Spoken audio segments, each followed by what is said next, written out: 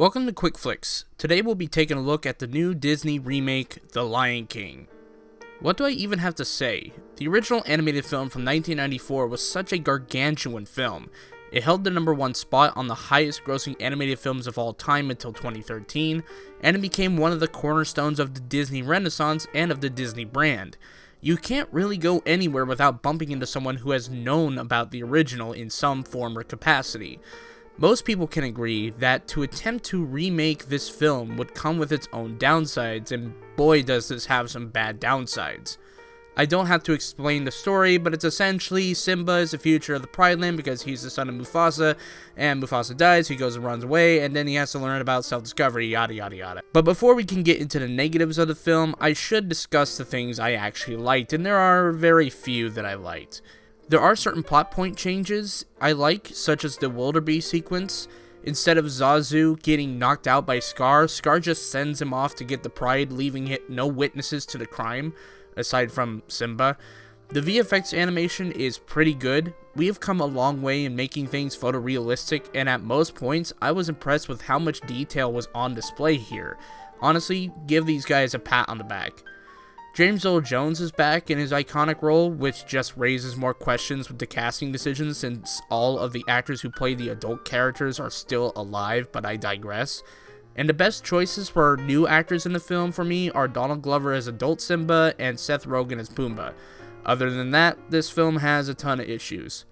One of the biggest issues I have, and it is what many have already pointed out, but the animation doesn't quite match the performances. The beautiful thing about the original was that it allowed for the characters to express a range of emotions because it wasn't trying to go for realism. But here, when characters are emoting, it feels like I'm watching an animatronic at Disney World. There was no point in the film where I felt anything for the characters. Sure, the voice performances were well directed, but the limitations with making everything realistic really drags down the source material. My second biggest issue is the music. The opening song is well produced, but everything after that becomes an exercise in trying not to laugh or cringe. Scar's big number, or what you can call of it in this film, is so heavily downplayed from the original. Everything about the song, from the direction of the number to the tone and the pace of the song, feels very downgraded. So prepare for the coup of the century. Prepare for the murkiest scam. Meticulous planning, tenacity spanning, decades of denial is simply why I'll be king! Undisputed, respected, saluted, and seen for the wonder I am! You won't get a sniff without me! So prepare for the coup of the century. Be prepared for the murkiest scam. Meticulous planning, tenacity spanning, decades of denial is simply why I'll be king undisputed, respected, saluted, and seen for the wonder I am. One of the most iconic Disney villain songs only lasts roughly 2 minutes and isn't really performed that well either. I like Chidwell Ejiofor in other projects, but here he doesn't quite have the same energy as Jeremy Irons, I'm afraid. Oh, and remember what I said about the limitations of the photorealism? Yeah, that transfers over into the musical numbers as well, and creates what could have been fun sequences look like a nightmare horror show. This was ever present in the Can't Wait to Be King sequence, when the entire ensemble at the watering hole are singing, and again, it looks like a bunch of animatronics are trying to eat my face. So in a lot of ways, I kept getting taken out of the film due to its photorealistic take.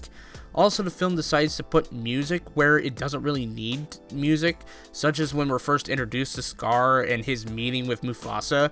There's this score that plays when Mufasa comes on screen. I guess the filmmakers were like, yeah, we gotta let people know we have James back for the role by making it seem epic. The third biggest issue I have kind of ties into the first issue and kind of brings it into the second one, I guess. But this is the issue of color grading. Most of the time, the shots look really flat and uninteresting. There is some times where it looks kind of beautiful and the greens look like greens, but a lot of times it just looks flat. Contrast that with the opening sequence of the original where you get a lot of cool and warm colors, the scenery looks very beautiful and vibrant. and the musical numbers were allowed to have more personality and energy. And because the film sticks to realism, the film ultimately fails to live up to the energy that made the original possible.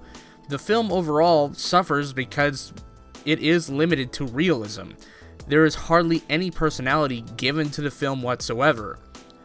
They try adding some new humor into the film, and most of it amounts to fourth wall breaks, like Timon and Pumbaa saying, well, people usually clap when we say Hakuna Matata. Seriously, this is what we have for new jokes, guys. And while we're at it, here are some other actors I didn't like in the film. Billy Eichner as Timon, I just didn't like. It must have been hell trying to live up to Nathan Lane, but really, no one could ever do that. I also don't like John Oliver's Zazu. Most of the line delivery from him just doesn't flow right with me, and I'd rather really just have Rowan Atkinson. And on a minor note, certain line deliveries just don't hit like they should. Like when Jones says, "Is that a challenge to Scar?" It doesn't quite have the same bite as the original film. Now, the oddest thing with the film is that while it stays mostly faithful to the original, like mostly shot for shot and scene for scene, it oddly chooses to omit a scene. The one scene where Simba learns the lesson of pain. Looks like the winds are changing. Change is good. Yeah, but it's not easy. I know what I have to do, but going back means I'll have to face my past. I've been running from it for so long. Ow! Jeez, what was that for? It doesn't matter. It's in the past. Yeah, but it still hurts. Oh, yes, the past can hurt. But the way I see it, you can either run from it or learn from it. It's a really good lesson that desperately needs to happen in this film, that desperately needs to be shown in this film, because we are living in a time when people don't want to learn from pain at all. But again, it's just not there. So instead of the film about being to learn from your past to become a better person, it's now just taking up a leader role, which is just bland.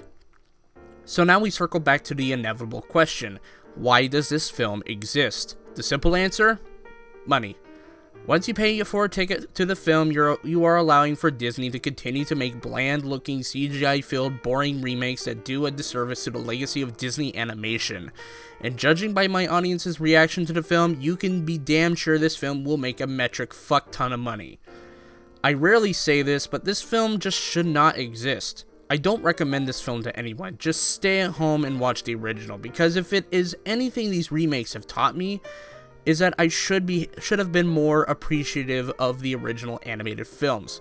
It just sucks that I have to judge this film, as there was obvious talent put into it, but with most of the decisions either being uninspired or bland, I have no choice but to award this film a 2 out of 10. After this point, I am no longer covering any of the Disney remakes. This was my last straw. Sure, Mulan could be good, but I just simply don't care. Thank you guys so much for listening in to Quick Flicks. I hope you have a nice day. And, yeah, that's all I have.